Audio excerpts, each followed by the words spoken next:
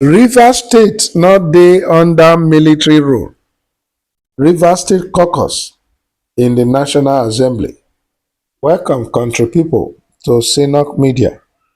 Abeg, if you never subscribe to our channel, make you do so now. Make you put on your notification button. E go alert you once we drop updates.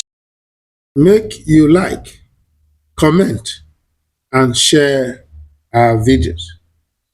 The Rivers State Caucus for National Assembly don talk on Friday when dem take dey scold the senator wey dey represent Bayelsa West, Seriake Dickson, for e attack on President Bola Tinubu declaration of state of emergency for the South state. The lawmakers dem, for one press conference for Abuja, dey insist say Rivers State no dey under military rule as the current administrator of the state, Vice Admiral Ibok Ete Ibas, na retired military officer, just the same way Senator Dickson himself na retired police corporal. Chairman of the caucus and I be the House Minority Leader, Honorable Kingsley Chinda, when he speak on behalf of his colleagues, he don talk say both the Bayelsa lawmaker and the Rivers sole administrator dem no be serving personnel of the armed forces.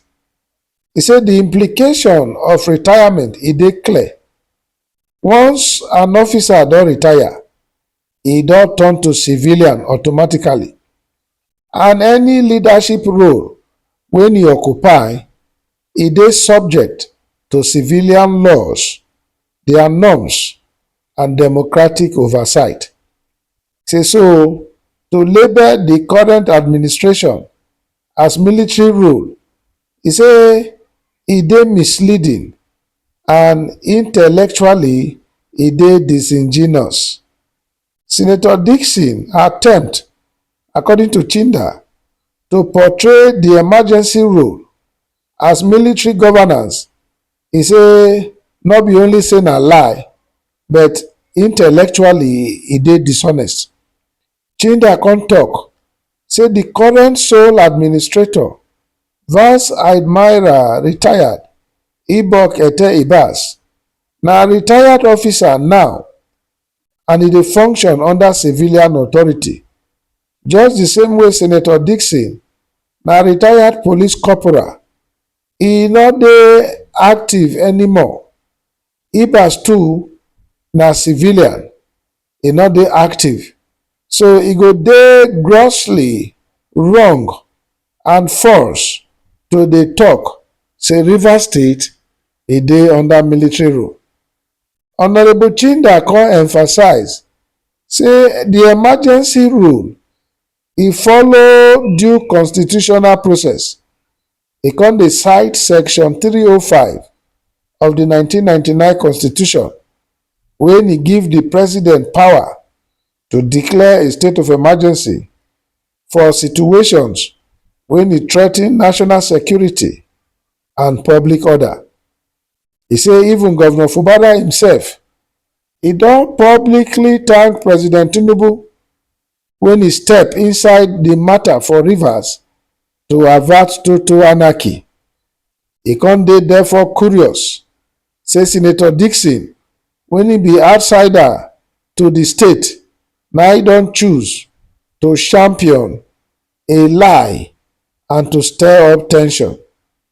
He say e dey unfortunate say a former governor and serving senator, when e suppose to understand the responsibilities when e come with leadership, na e dey engage for wetin dey divide the people and also to ignite violence. This talk wey the Rivers National Assembly Caucus don talk so, na like a repost So wetin the Bayelsa West National Assembly member dey do press conference for? E calls to question. In dey another state, the legislators from Rivers State, dey be like say dem dey okay with the emergency rule. But the Bayelsa own, na come dey pained and na dey champion press conferences to discredit the Bola Tinubu government.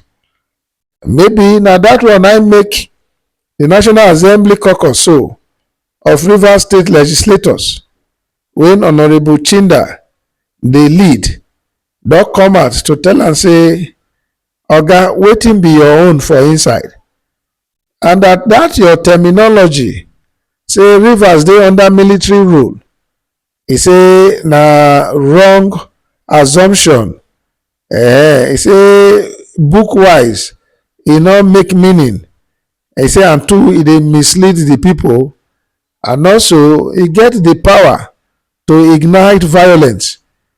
E come be like say e interest na more of ethnic based line.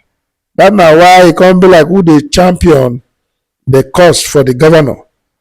Although other people dey of the opinion say wetin Dickson dey talk na true, and that these people, when e seem to dey comfortable with the happenings for Rivers State, na because dem dey Wike payroll, na Wike sponsor them directly and indirectly to where dem dey today. So make e no come be like say dem dey bite the hands when e feed them.